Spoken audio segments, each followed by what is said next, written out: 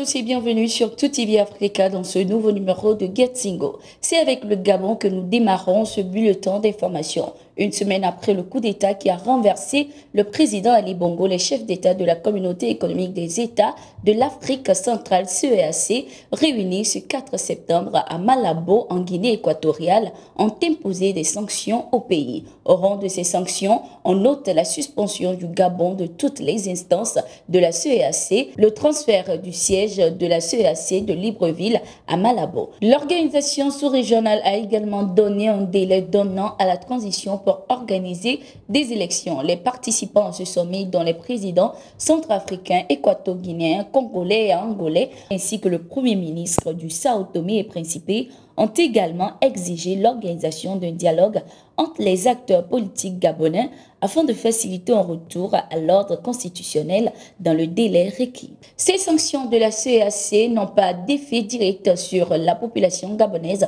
contrairement à celles de la Communauté économique des États de l'Afrique de l'Ouest, CEDEAO, qui affectent la vie économique et la santé de la population nigérienne. À ces sanctions jugées illégales et inhumaines par les nouvelles autorités nigériennes s'ajoute la menace d'intervention militaire de la CEDEAO pour restaurer l'ordre constitutionnel et ramener Bazoum aux affaires. Notons que lors d'une conférence de presse tenue ce lundi, le chef du gouvernement nigérien a indiqué que son pays est prêt à se défendre contre une éventuelle agression de la CEDEAO. Ali Lamine Zeine espère cependant qu'une solution diplomatique sera trouvée avec la CEDEAO dans les prochains jours.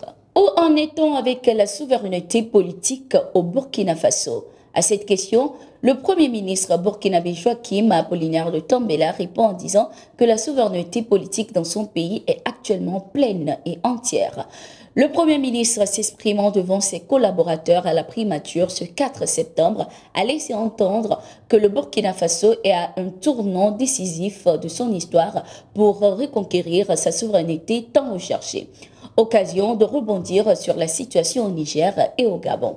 Cette souveraineté est actuellement menacée non seulement par le terrorisme, mais par l'impérialisme international.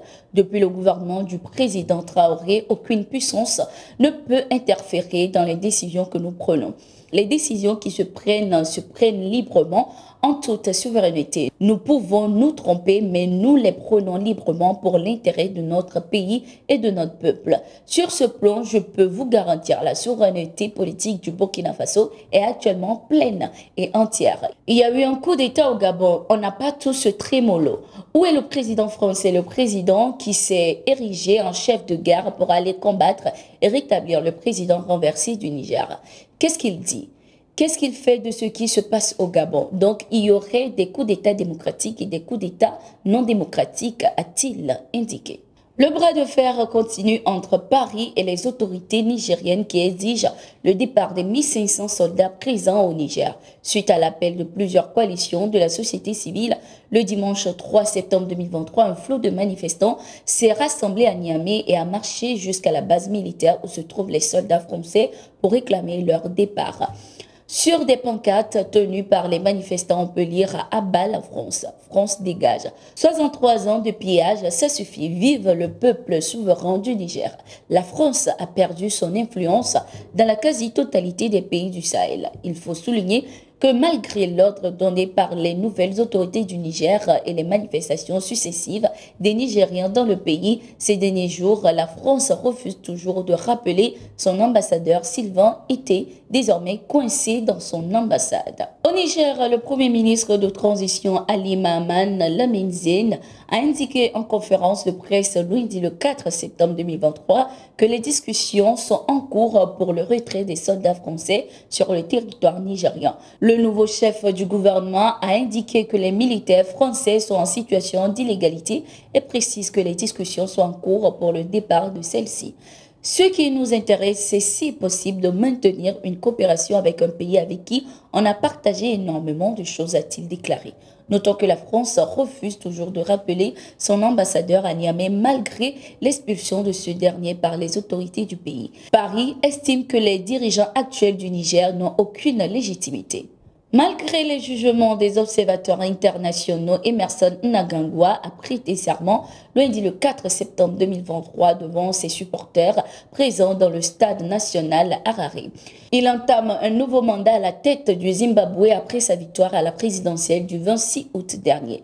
Sous ma direction et celle du nouveau gouvernement de la ZANU-PF, la démocratie, la bonne gouvernance, l'état de droit et la politique de tolérance seront renforcées. Notre adhésion à la SADC, à l'Union africaine, aux Nations unies et à d'autres pays du Comité des Nations, ainsi que notre engagement à leur égard, reste guidé par les principes du respect mutuel. C'est ce qu'a déclaré le président zimbabwéen pendant sa prestation de serment. Se félicitant, Emerson Mnangagwa déclara en conclusion, je cite, « Permettez-moi de vous féliciter une fois de plus, vous, le peuple de notre grande patrie, le Zimbabwe, le peuple du Monomotapa, pour le succès des élections générales harmonisées, pacifiques, libres, justes, transparentes et crédibles qui se sont déroulées dans le bassin hydrographique. » Fin de citation. Il faut ajouter que ces élections sont contestées par son principal rival Nelson Chamisa, crédité de 44%, ainsi que par les observateurs internationaux qui avaient souligné de graves problèmes